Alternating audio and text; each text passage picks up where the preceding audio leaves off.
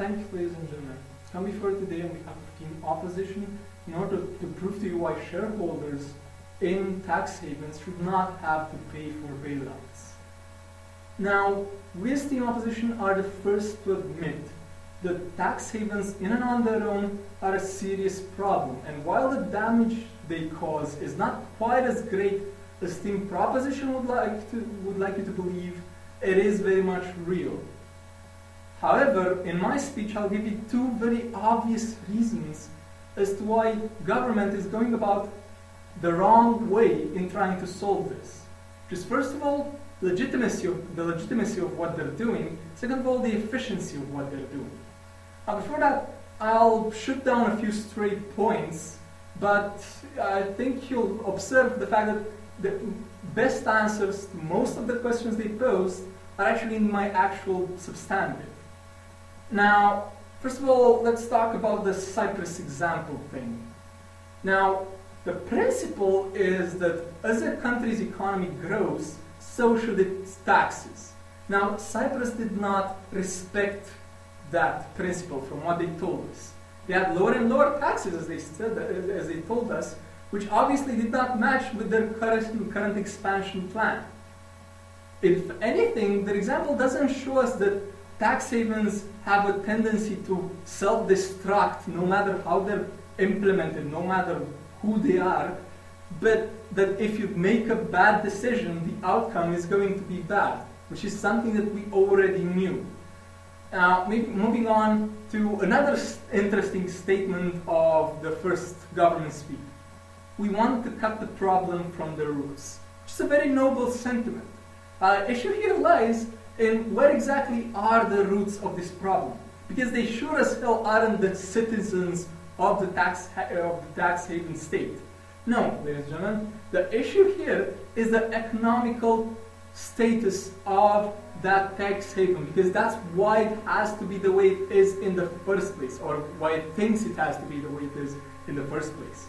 Because those tax havens, with some glaring exceptions, are mostly poor countries which have to do this, or believe they have to do this again, in order to keep up with more developed states, in order to keep up with an ever-changing world, an ever-growing, economically speaking, world.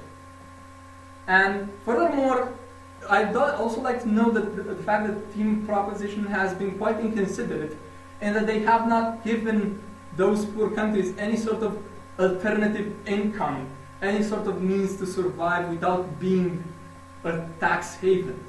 Which essentially, what they did with this was to completely neglect one of the main stakeholders of the motion that they were proposing. Now, about the citizens, which is a stakeholder they talked about a lot. Well, the citizens, as I've mentioned before, are not actually related, even tangentially, to this problem. They have nothing to do with it. If anybody has something to do with it, it's the high profile clients of tax havens, and most of those are foreign, ladies and gentlemen. They are not local. And for reasons which I'll go more into in my second argument, they will not even be fazed by this motion that they are trying to implement.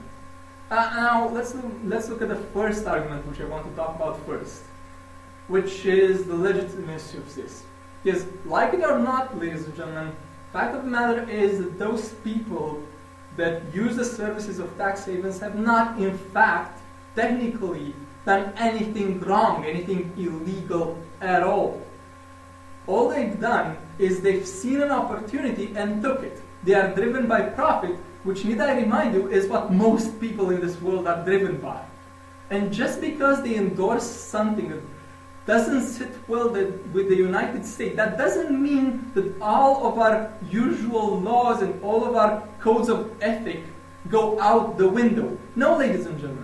If you want to catch them red-handed with money laundering, do that. If you want to admonish them for endorsing something that is not right, do that. But you do not take legal action against people who have not officially done anything at all that goes against the international law. No, ladies and gentlemen, that is something that we do not want to see proposition do because we believe that is something that is wrong. Now, moving on to the second point, which is the effectiveness of this motion. Now, what exactly are they trying to achieve by implementing this? Because to answer the whole point of people will be discouraged from using tax havens if they implement this, no, they won't be, ladies and gentlemen, because fact of the matter is establishing a virtual HQ in a tax haven is so profitable that they would quickly recuperate the losses they would have from having to pay some bailout.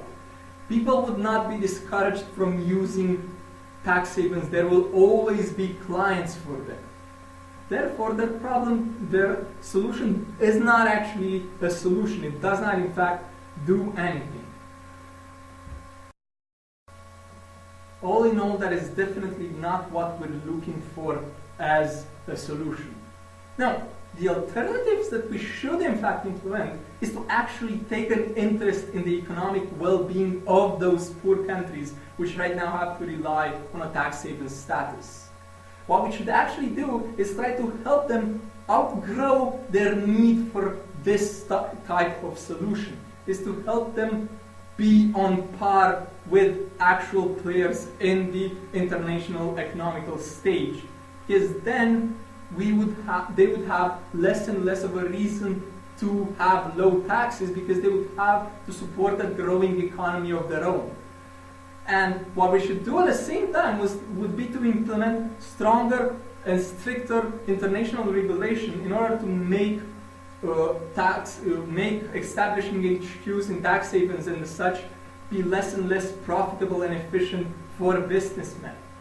But those two should only be done at the same time, and it should certainly not hamper our ability to save a country with bailouts or to protect it economically, because that is not what we do to solve these things, and it certainly shouldn't be trying to punish what is by law innocent people. What we could also do would be to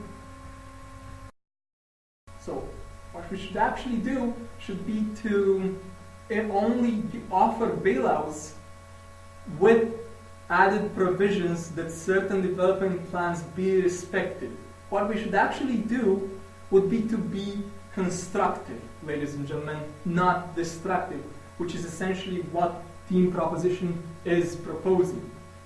Now, at the end of the day, what I've told you today is that, first of all, this action that the Team Proposition is trying to take is illegitimate, and second of all, that it will not even be efficient. And for all of these reasons, we beg of you not to approve this motion. Thank you very much.